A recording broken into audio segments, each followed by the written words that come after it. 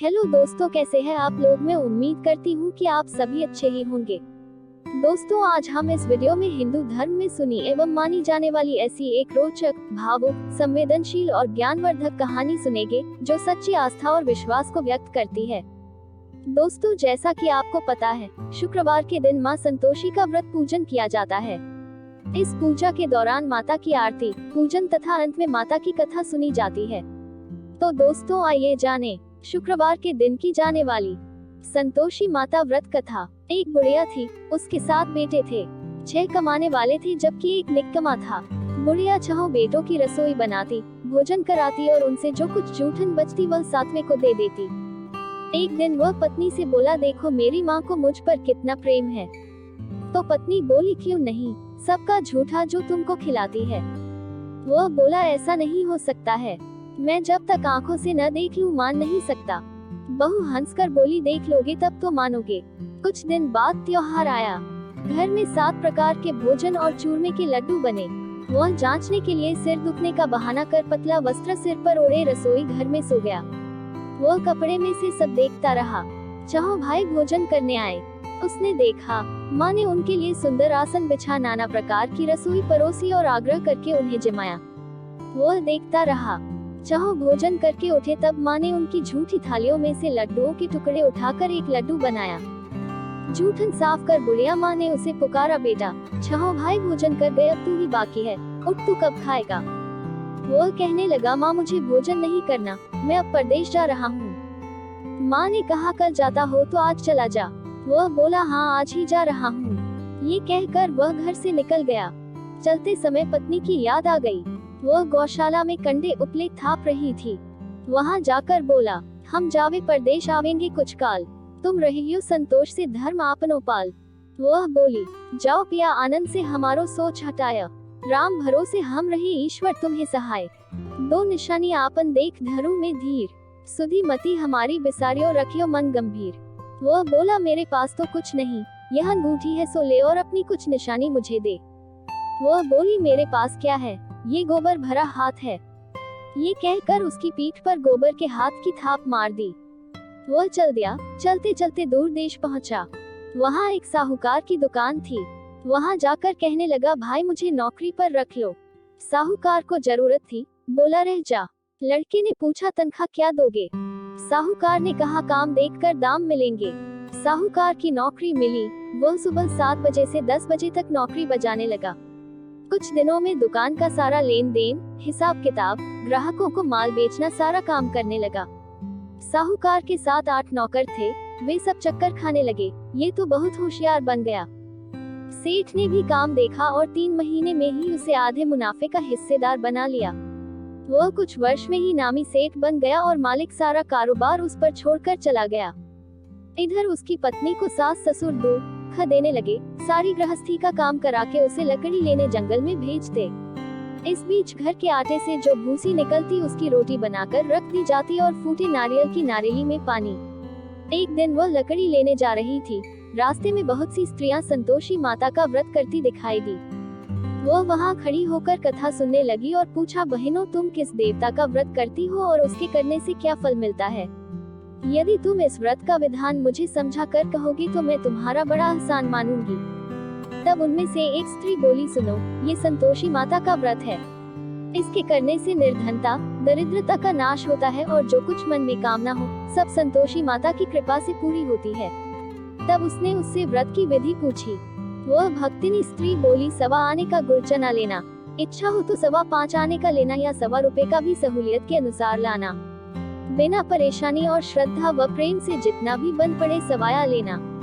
प्रत्येक शुक्रवार को निराहार रहकर कथा सुनना, इसके बीच क्रम टूटे नहीं, लगातार नियम पालन करना। सुनने वाला कोई न मिले तो घी का दीपक जला उसके आगे या जल के पात्र को सामने रखकर कथा कहना। जब कार्य सिद्ध न हो नियम का पालन करना और कार्य सिद्ध हो जाने पर व्रत का उद्यापन करना। 3 मास में माता फल पूरा करती है। यदि किसी के ग्रह खोटे भी हो तो भी माता वर्ष भर में कार्य सिद्ध करती है। फल सिद्ध होने पर उद्यापन करना चाहिए, बीच में नहीं। उद्यापन में 2.5 सेर आटे का खाजा तथा इसी परिमाण से खीर तथा चने का साग करना। 8 लड़कों को भोजन कराना, जहाँ तक मिले देवर, जेठ, भाई बंधु के हों, न मिले तो रिश्तेदारों और पास पड़ोसियों को बुलाना। उन्हें भोजन करा यथाशक्ति दक्षिणा दे माता का नियम पूरा करना। उस दिन घर में खटाई न खाना। ये सुन बुढ़िया के लड़के की बहू चल दी। व्रत का प्रण करना और माँ संतोषी का दर्शन देना। रास्ते में लकड़ी के बोझ को बेच दिया और उन पैसों से गुड़ चना ले माता के व्रत की तैयारी कर आगे चली और सामने मंदिर देखकर पूछने लगी, यह मंदिर किसका है? सब कहने लगे संतोषी माता का मंदिर है। ये सुनकर माता के मंदिर में जाकर चरणों में लौटने लगी। दीन हो विनती करने लगी, माँ मैं निपट अज्ञानी हूँ, व्रत के कुछ भी नियम नहीं जानती, मैं दुखी हूँ। हे माता जगत जननी मेरा दुख दूर कर, मैं तेरी शरण में हूँ। माता को दया आई। एक शुक्रवार बीता कि दूसरे को उसके पति का पत्र आया और तीसरे शुक्रवार को उसका भेजा हुआ पैसा आ पहुंचा। ये देख जेठ जेठानी मुंह सिकोड़ने लगे। लड़के ताने देने लगे, काकी के पास पत्र आने लगे, रुपया आने लगा, अब तो काकी की खातिर बढ़ेगी। बेचारी सरलता से कहती, भैया कागज आवे रुपया आवे, हम सब के लिए अच्छा है। ऐसा कहकर आंखों में आंसू भरकर संतोषी माता के मंदिर में आ मातेश्वरी के चरणों में गिरकर रोने लगी। माँ मैंने तुमसे पैसा कब मांगा है? मुझे पैसे से क्या काम है? मुझे तो अपने सुहाग से काम है। मैं तो अपने स्वामी के दर्शन मांगती हूँ। तब माता ने प्रसन्न होकर कहा, जा बेटी तेरा स्वामी आएगा। ये सुनकर खुशी से बावली होकर घर में जा काम करने लगी। अब संतोषी माँ विचार करने लगी, इस भोली पुत्री को मैंने कह तो दिया कि तेरा पति आएगा, लेकिन कैसे? वो तो इसे स्वप्न में भी याद नहीं करता। उसे याद दिलाने को मुझे ही जाना पड़ेगा। इस तरह माताजी उस बुढ़िया के बेटे के पास जा स्वप्न में प्रकट हो कहने लगी, साहूकार के बेटे सो रहा है या जागता है? वो कहने लगा, माता सोता भी नहीं जागता भी नहीं हूँ, कहो क्या आ गया है? माँ कहने लगी, तेरे घर बार कुछ है कि नहीं? वो बोला, मेरे पास सब कुछ है, माँ बाप है, बहू है, क्या कमी है? माँ बोली, भोले पुत्र तेरी बहू घोर कष्ट उठा रही है, तेरे माँ बाप उसे परेशानी दे रहे हैं, वो तेरे लिए तरस रही है, तू उसकी सुध ले। वो बोला, हाँ माताजी ये तो मालूम है, परंतु जाऊँ तो कैसे? परदेश की बात है, लेन देन का कोई हिसाब नहीं, कोई जाने का रास्ता नहीं आता, कैसे चला जाऊँ? माँ कहने लगी, मेरी बात मान, सवेरे नहा धोकर संतोषी माता का नाम ले, घी का दीपक जला दंडवत कर दुकान पर जा बैठ। देखते देखते सारा लेन देन चुक जाएगा, जमा का माल बिक जाएगा, सांझ होते होते धन का भारी ढेर लग जाएगा। अब बूढ़े की बात मानकर वह नहा धोकर संतोषी माता को दंडवत घी का दीपक जला दुकान पर जा बैठा। थोड़ी देर में देने वाले रुपया लाने लगे, लेने वाले हिसाब लेने लगे। कोठे में भरे सामान के खरीददार नकद दाम दे सौदा करने लगे। शाम तक धन का भारी ढेर लग गया। मन में माता का नाम ले चमत्कार देख प्रसन्न हो घर ले जाने के वास्ते गहना कपड़ा सामान खरीदने लगा। यहाँ काम से निपट तुरंत घर को रवाना हुआ। उधर उसकी पत्नी जंगल में लकड़ी लेने जाती है, लौटते वक्त माताजी के मंदिर में विश्राम करती। वह तो उसके प्रतिदिन रुकने का जो स्थान ठहरा। धूल उड़ती देख वह माता से पूछती है, हे माता ये धूल कैसे उड़ रही है? माता कहती है, हे पुत्री तेरा पति आ रहा है, अब तू ऐसा कर लकड़ियों के 3 बोझ बना ले, एक नदी के किनारे रख और दूसरा मेरे मंदिर पर व तीसरा अपने सिर पर। तेरे पति को लकड़ियों का गट्ठर देख मोह पैदा होगा, वह यहाँ रुकेगा, नाश्ता पानी खाकर माँ से मिलने जाएगा। तब तू लकड़ियों का बोझ उठाकर जाना और चौक में गट्ठर डालकर जोर से आवाज लगाना, लो सासू जी लकड़ियों का गट्ठर लो, भूसी की रोटी दो, नारियल के खेपड़े में पानी दो, आज मेहमान कौन आया है। माताजी से बहुत अच्छा कहकर वह प्रसन्न मन से लकड़ियों के 3 गट्ठर बनाए, एक नदी के किनारे पर और एक माताजी के मंदिर पर रखा। इतने में मुसाफिर आ पहुंचा। सूखी लकड़ी देख उसकी इच्छा उत्पन्न हुई कि हम यहीं पर विश्राम करें और भोजन बनाकर खा पी कर गाँव जाएं। इसी तरह रुककर भोजन बना, विश्राम करके गांव को गया। सबसे प्रेम से मिला। उसी समय सिर पर लकड़ी का गट्ठर लिए वह उतावली सी आती है। लकड़ियों का भारी बोझ आंगन में डालकर जोर से 3 आवाज देती है, लो सासू जी लकड़ियों का गट्ठर लो, भूसी की रोटी दो, आज मेहमान कौन आया है। ये सुनकर उसकी सास बाहर आकर अपने दिए हुए कष्टों को भुलाने हेतु कहती है, बहू ऐसा क्यों कहती है, तेरा मालिक ही तो आया है, आ बैठ, मीठा भात खा, भोजन कर, कपड़े गहने पहन। उसकी आवाज सुन उसका पति बाहर आता है। अंगूठी देख व्याकुल हो जाता है। माँ से पूछता है, माँ ये कौन है। माँ बोली, बेटा ये तेरी बहू है, जब से तू गया है तब से सारे गांव में भटकती फिरती है, घर का काम काज कुछ करती नहीं, 4 पहर आकर खा जाती है। वह बोला ठीक है माँ, मैंने इसे भी देखा और तुम्हें भी, अब दूसरे घर की ताली दो, उसमें रहूंगा। माँ बोली ठीक है, जैसी तेरी मर्जी। तब वह दूसरे मकान की तीसरी मंजिल का कमरा खोल सारा सामान जमाया। एक दिन में राजा के महल जैसा ठाट बाट बन गया। अब क्या था, बहू सुख भोगने लगी। इतने में शुक्रवार आया। शुक्रवार व्रत के उद्यापन में हुई भूल, किया खटाई का इस्तेमाल। उसने पति से कहा मुझे संतोषी माता के व्रत का उद्यापन करना है। पति बोला खुशी से कर लो। वह उद्यापन की तैयारी करने लगी। जेठानी के लड़कों को भोजन के लिए कहने गई। उन्होंने मंजूर किया, परंतु पीछे से जेठानी ने अपने बच्चों को सिखाया, देखो भोजन के समय खटाई मांगना, जिससे उसका उद्यापन पूरा न हो। लड़के जीमने आए, खीर खाना पेट भर खाया, परंतु बाद में खाते ही कहने लगे हमें खटाई दो, खीर खाना हमको नहीं भाता, देखकर अरुचि होती है।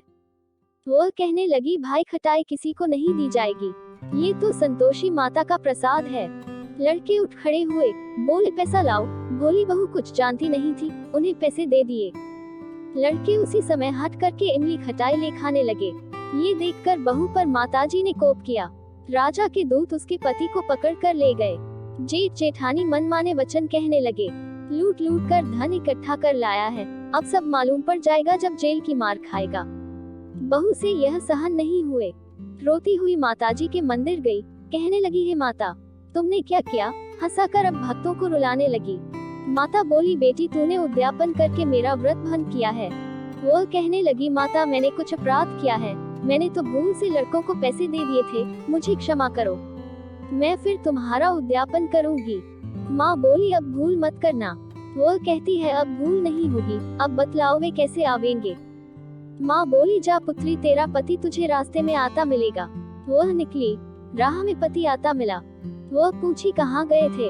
वह कहने लगा इतना धन जो कमाया है उसका टैक्स राजा ने मांगा था, वह भरने गया था। वह प्रसन्न हो बोली भला हुआ, अब घर को चलो।